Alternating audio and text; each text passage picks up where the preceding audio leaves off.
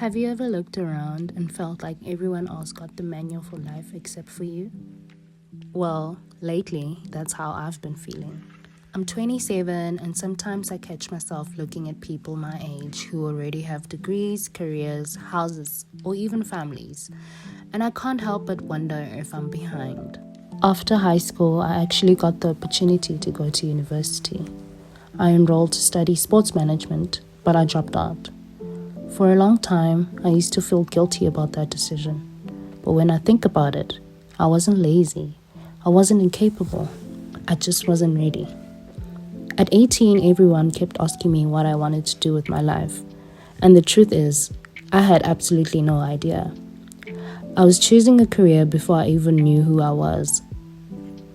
Instead of staying in school, life took me in a completely different direction.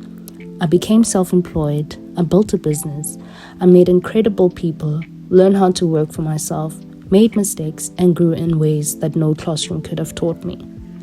For a while, I was just living one day at a time. I wasn't thinking about degrees or careers. I was simply trying to figure life out. Then something shifted. Around the age of 25, I started asking myself different questions. Not, what can I do to make more money? But what kind of life do I actually want? And what do I want to spend years learning about? What excites me enough that I'd choose it even if no one was watching? That's when I realized I'd fallen in love with history, different cultures, politics, and the way countries interact with one another. I found myself reading about Europe, learning about different governments, and becoming genuinely curious about the world.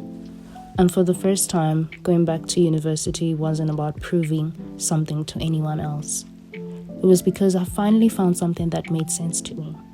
International relations, law, politics didn't feel like a backup plan. It felt like my plan. Do I still compare myself sometimes? Absolutely. I see people my age moving ahead in life, and there's a small voice that asks, shouldn't that be you? But then another voice reminds me that everyone's timeline is different. The years I thought I was falling behind were actually the years that shaped me. They taught me resilience and how to build something from nothing. So no, I'm not going back to university because I feel pressured by society. I'm going back because this version of me is finally ready. And maybe that's the lesson I'm learning. Being late doesn't mean you've missed your chance. And for the first time in a long time, I'm actually excited about what's next for me.